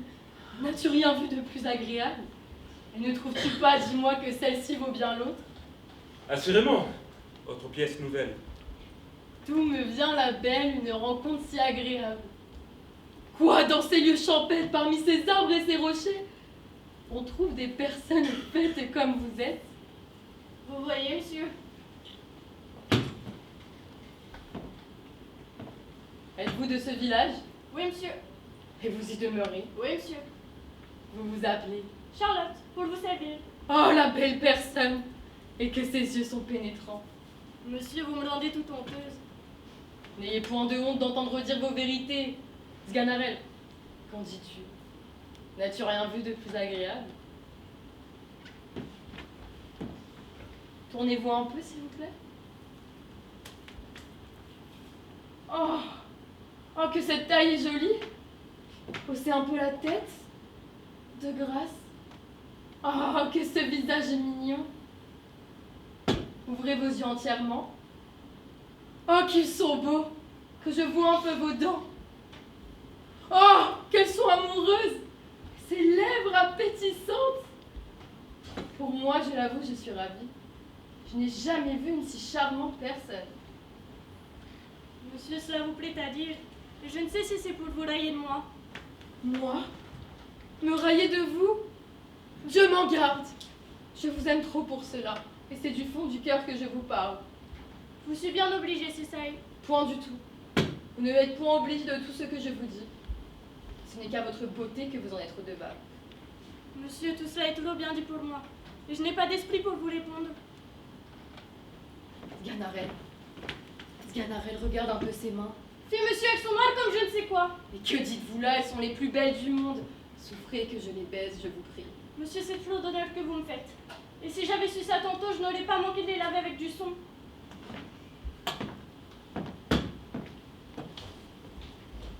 Dites-moi, belle Charlotte. Vous n'êtes pas mariée, sans doute? Non, mais je dois bientôt l'être avec Caro, le fils de la voisine Simonette. Comment? Une personne comme vous serait la femme d'un simple paysan? Non, non, non, non, c'est profane et tant de beauté. Et vous n'êtes pas né pour demeurer dans un village.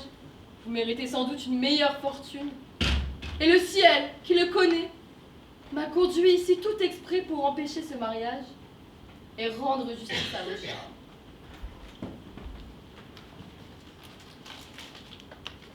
Car enfin, belle Charlotte, je vous aime. Et il ne tiendrait qu'à vous que je vous enlève de ce misérable lieu et ne vous mette en l'état où vous méritez d'être. Cet amour est bien prompt, sans doute. Mais quoi? C'est en effet, Charlotte, de votre grande beauté. Et l'on vous aime autant en un quart d'heure qu'on ferait d'un autre en 6 mois. Aussi vrai, monsieur, je ne sais comment faire lorsque vous parlez. Tout ce que vous dites me fait aise. J'aurais toutes les envies du monde de vous croire. Mais on m'a dit de ne jamais parler, monsieur. Et que vous autres, le courtisan, n'êtes que des enjolés qui ne songez qu'à abuser les filles. Je suis pas de ces gens-là. Il n'a garde. Voyez-vous, monsieur, il n'y a pas de plaisir à se laisser abuser. Je suis une pauvre paysanne, mais j'ai l'honneur en recommandation. Et j'aimerais mieux me voir morte que de me voir déshonorée. Moi, j'aurais l'homme assez méchante pour abuser une personne comme vous? Je serais assez lâche pour vous déshonorer? Non. J'ai trop de conscience pour ça. Car enfin, Charlotte,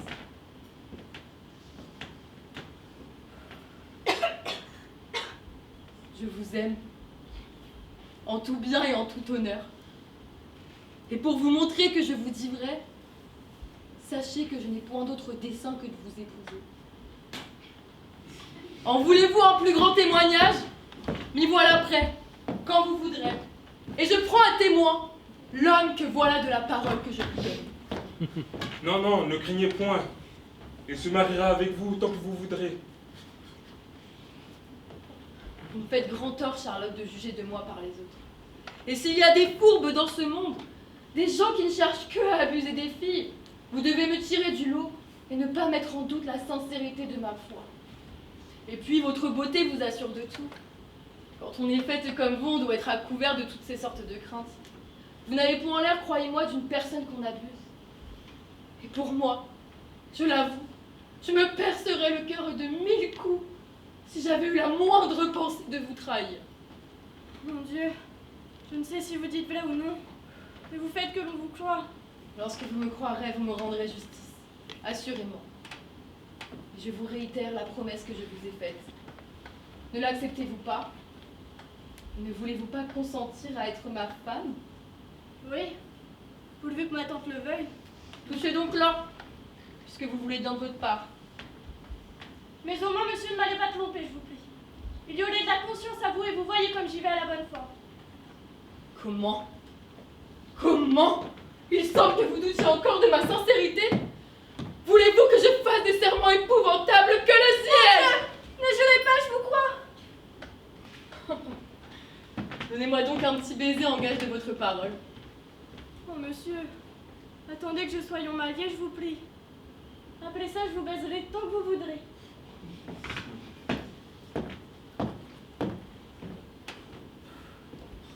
Eh bien, Charlotte, je veux tout ce que vous voulez.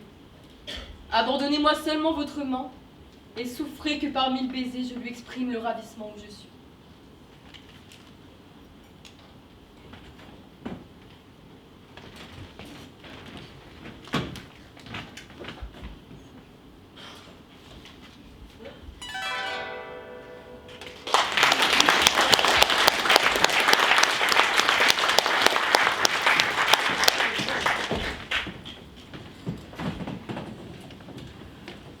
Когда ты нечешь.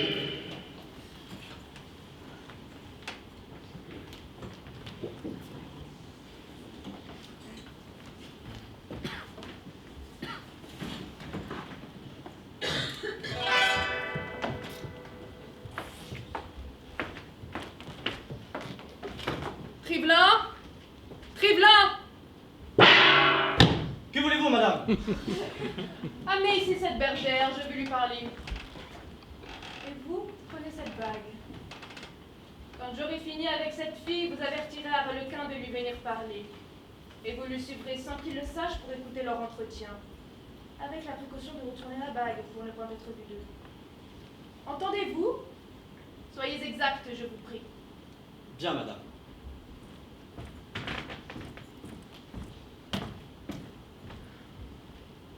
Est-il d'aventure plus triste que la mienne? Je n'ai lieu d'aimer plus que je n'aimais que pour en souffrir davantage. Cependant, il me reste encore quelque espérance. Mais voici ma rivale. Approchez, approchez. Madame, est-ce que vous voulez toujours me retenir de force ici? Si ce beau garçon m'aime, est-ce ma faute? Il dit que je suis belle. Dame, je ne puis pas m'empêcher de l'être. Oh, si je craignais de tout perdre, je la déchirerais. Écoutez-moi, petite fille. 1000 tourments vous sont préparés si vous m'obéissez. Hélas, vous n'avez qu'à dire. Arlequin va venir. Je vous ordonne de lui dire que vous n'avez voulu que vous divertir avec lui, que vous ne l'aimez point et qu'on va vous marier avec un berger du village. Je ne m'arrêterai point dans votre conversation. Je serai à vos côtés sans que vous me voyiez. Si vous me paraissez tranquille, s'il vous échappe le moindre mot qui lui fasse deviner que je vous ai forcé à lui parler comme je le veux, tout est prêt pour votre supplice. Moi, lui dire que j'ai voulu me moquer de lui? Cela est-il raisonnable? Il se mettra à pleurer, je me mettrai à pleurer aussi. Vous savez bien que cela est immanquable. Vous osez me résister? Paraissez, esprits infernaux! Enchaînez-la et n'oubliez rien pour la tourmenter. N'avez-vous pas de conscience de me demander une chose impossible? Ça n'est pas tout. Amenez ici l'ingrat qu'elle aime et donnez-lui la mort à ses yeux. Oh, la mort! Oh, madame la fée, vous n'avez qu'à le faire venir. Je m'en vais lui dire que je l'ai. Je vous promets de ne pas pleurer du tout. Je l'aime trop pour cela. Si vous versez une larme, si vous ne paraissez tranquille, il est perdu. Et vous aussi. ôtez-lui ses fers. Quand vous lui aurez parlé, je vous ferai reconduire chez vous, si j'ai lieu d'être contente. Arlequin va venir. Attendez ici.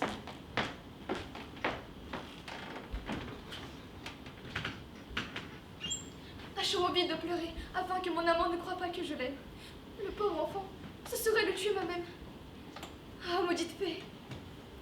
Essuyons mes yeux. Le voilà qui vient.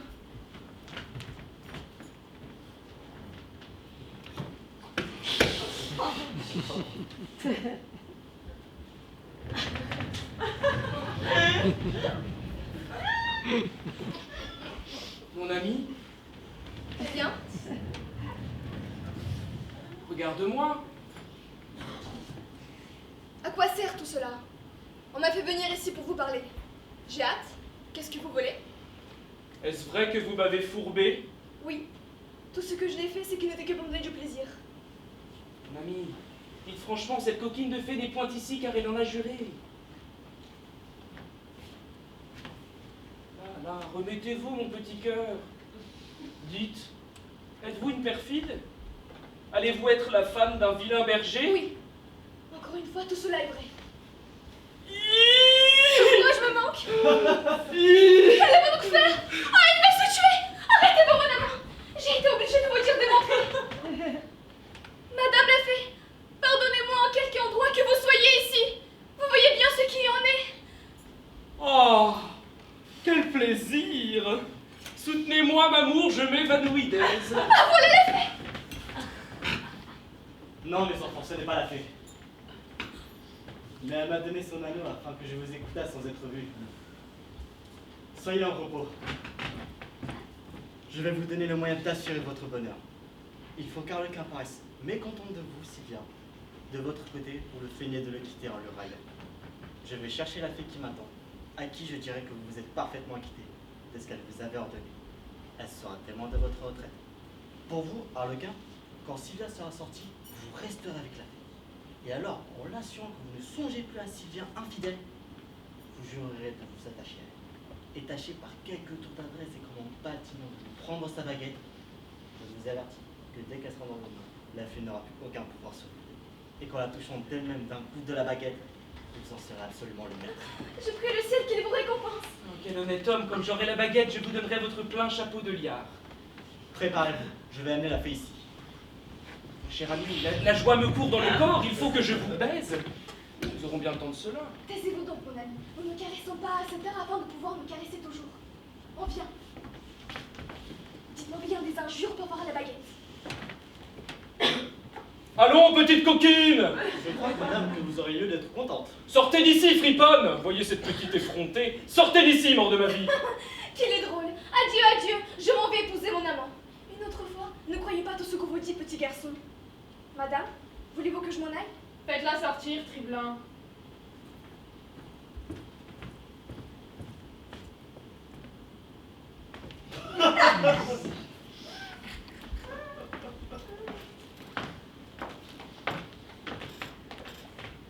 Je vous avais dit la vérité, comme vous voyez. Oh, je me soucie bien de cela. C'est une petite lettre qui ne vous vaut pas. Allez, à présent je vois que vous êtes une bonne personne, fille que j'étais sot, mais laissez faire, nous l'attraperons bien quand nous serons mari et femme. Quoi? Mon cher Harlequin, vous m'aimerez donc? Quitte donc. J'avais assurément la vue trouble. Tenez, cela m'avait fâché d'abord, mais à présent je donnerai toutes les bergères des champs pour une mauvaise épingle. Et vous n'avez peut-être plus envie de moi à cause que j'ai été si bête. Mon cher Harlequin, je te fais mon maître, mon mari. Oui, je t'épouse. Je te donne mon cœur, mes richesses, ma puissance. Es-tu content? Oh, mamie, que vous me plaisez. Moi, je vous donne ma personne. Et puis, cela encore. Et puis, encore cela. Et je m'en vais mettre cette baguette à mon côté. Donnez! Donnez mon fils, vous la casserez! Tout doucement, tout doucement. Donnez donc vite, j'en ai besoin! Tout beau. Asseyez-vous là et soyez sage. Ah! Je suis perdue! Je suis trahie! Et moi, je ne suis, on ne peut pas mieux. Oh, oh, vous me grondiez tantôt parce que je n'avais pas d'esprit. J'en ai pourtant plus que vous. Maintenant, madame la sorcière, soyez bien sage, car voyez bien cela. Allons, qu'on m'apporte ici mon petit cœur. Triblin, où sont mes diables? Et tous les valets aussi. Vite, j'ordonne, je commande, ou par là sang bleu.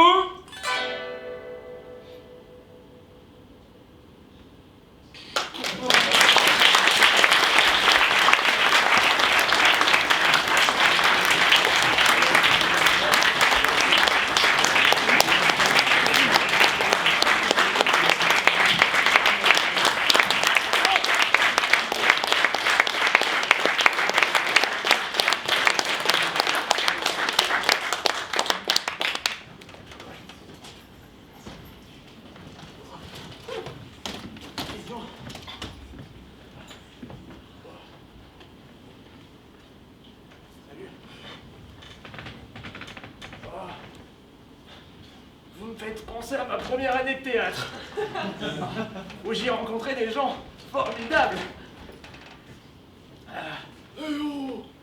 Thomas! C'est toi, Guilhem? Oui, c'est moi qui l'aime. Et toi, c'est toi, Thomas? Oui, c'est moi, Thomas, Guilhem. Ah. Oh, alors qu'est-ce que ça raconte depuis le temps, mon vieux? Ah ben ça va, tu sais, merci. Mais dis-moi, t'as pris un sacré coup de vieux, là. Qui dis-tu? Je te retourne le compliment, mon vieux Thomas. Ah, bon, alors, bon, qu'est-ce que tu leur disais, en fait, à nos amis? Je voulais leur raconter notre première année de théâtre. Ah, oui, ah. Ça va, mon Guilhem? Oui, bah écoute, je voulais te dire que je m'en souviens très bien de cette année. Est-ce que tu t'en souviens de nos professeurs, Thomas? Évidemment que je m'en souviens. Même si avec l'âge, ma mémoire me joue des tours, ce genre de rencontre ne s'oublie pas. Tu sais que je les ai jamais oubliés, moi, ces professeurs. Tu te souviens de Jean-Claude? Ah oui, le ténor des boulevards qu'on l'appelait. Le ténor. Et toi, tu te souviens de son copain-fille? Évidemment que je m'en souviens. Ils étaient inséparables, les deux. Ah, il était plus petit et plus calme, mais il avait son mot à dire. Tu sais qu'on en a eu de la chance, mon Ah, Thomas. bien sûr qu'on en a eu de la chance. Tu sais, mon Guilhem, ça me fait penser que je me souviens d'une personne qui les appréciait tout autant que nous.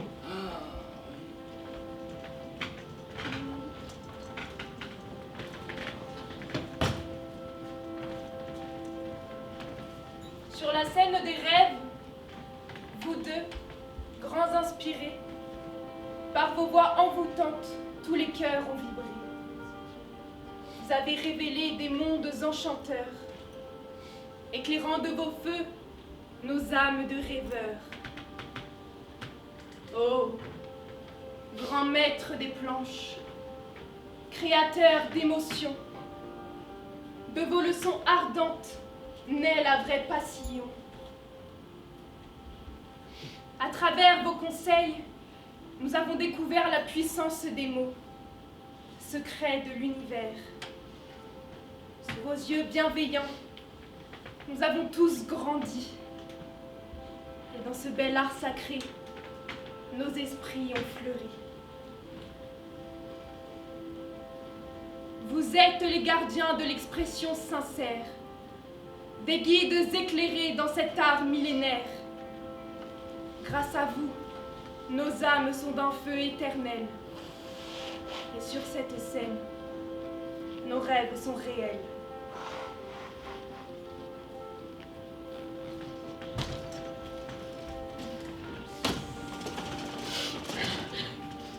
La corde, José.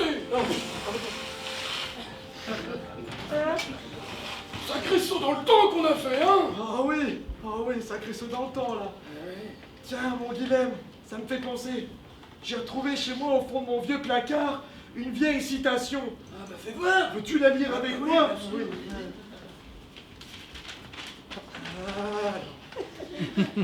Elle est où?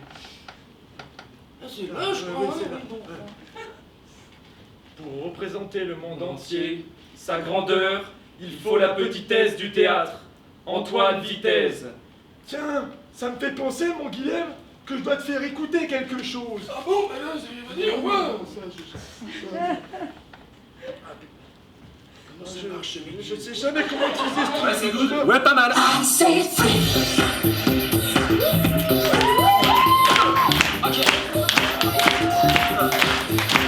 Philippe, Jean-Claude, Philippe, Jean-Claude, Philippe, C'est chic. Le train n'allait nulle part. C'est chic. Surtout ne pas choisir, faut que tu réfléchis. Viens là-bas. Oh, le théâtre. Le théâtre. Je vais vous donner un moyen d'assurer votre droit d'œuvre. Molière.